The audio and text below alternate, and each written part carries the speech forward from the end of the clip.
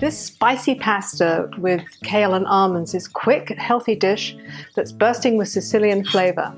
It's a great way to use kale, one of the most powerful antioxidant and cancer-fighting greens out there. Tomatoes and almonds also add cancer-fighting components, making this a perfect dish for cancer survivors. Try using different types of kale for this dish, like lacinato, which we have here, or curly kale, or even spinach for something that's more readily available. And you can use frozen kale for this. I always keep frozen kale in my freezer for a quick weeknight dinner with some pasta.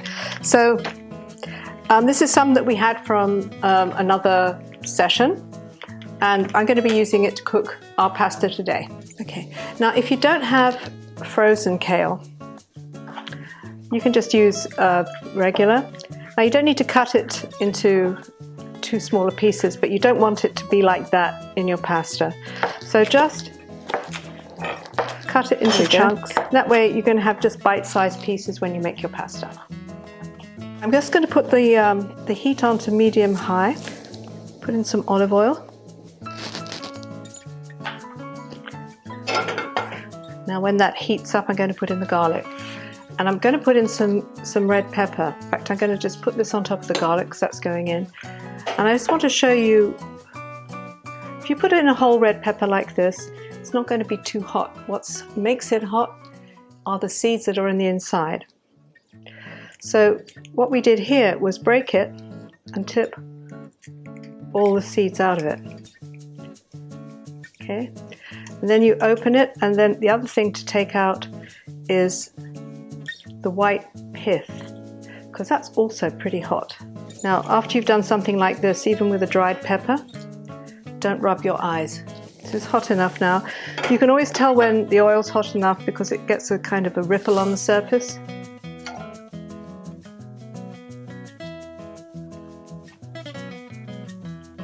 Okay.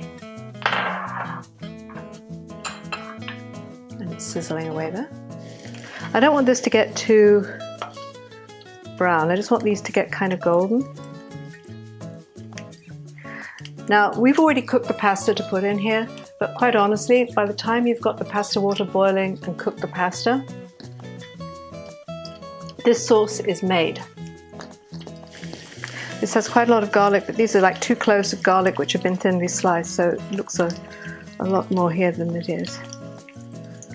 And what these are doing now is making the oil taste toasty and garlicky, and the heat from the peppers is going into the oil. See, now these are going, just turning color. I don't want them to get much darker than that, so now I'm going to put in the onion, tomato, sorry. Turn this down a little bit. You can use diced canned tomatoes for this. And since we only use like half a cup, if you do that, you can just freeze the rest for another time.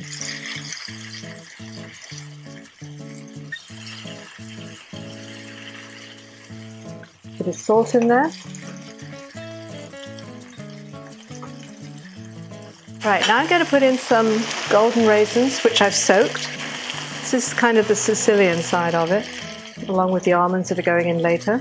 These will make the sauce hot and sweet. The tomatoes have now gone syrupy. And this is a great time to put in the frozen kale. It's about 2 cups here. Now you don't need to defrost it. The heat from the tomatoes is going to make a quick job of that. Now with these kinds of pastas, the idea is always to have about half pasta and half veggies. And I'm going to put on the almonds.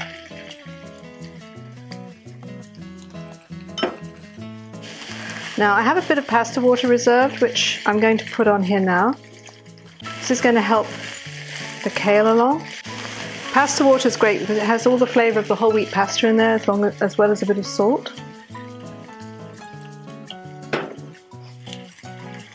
And the idea with this is to put it in, boil it away, put it more in, boil it away, and this helps build up the flavour. A bit more water in here.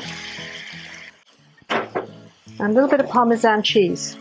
Yeah, we just put the Parmesan cheese in there, and what will happen is this will melt into the water that we just added in there, and it won't make it cheesy, it will make it more savory. Okay. Now I'm going to put in the herbs. This is chopped parsley and chopped mint. You know, if you don't like mint, you don't have to put it in. You could actually put some chopped basil as well, but this is the right time to put it in because we just really want it to cook for like a minute. And at the same time that we're putting this in, I'm going to put in the pasta. Now the pasta has already been cooked. It was cooked about 1 minute short of the packet directions because I knew I was going to be putting it in here so that it would suck up the juices from the sauce and finish its cooking in the tastiest way possible. Et voila, we're done. For more videos, visit our website, cookforyourlife.org, or subscribe to our YouTube channel. You can also find us on Facebook, Twitter, Instagram, and Pinterest.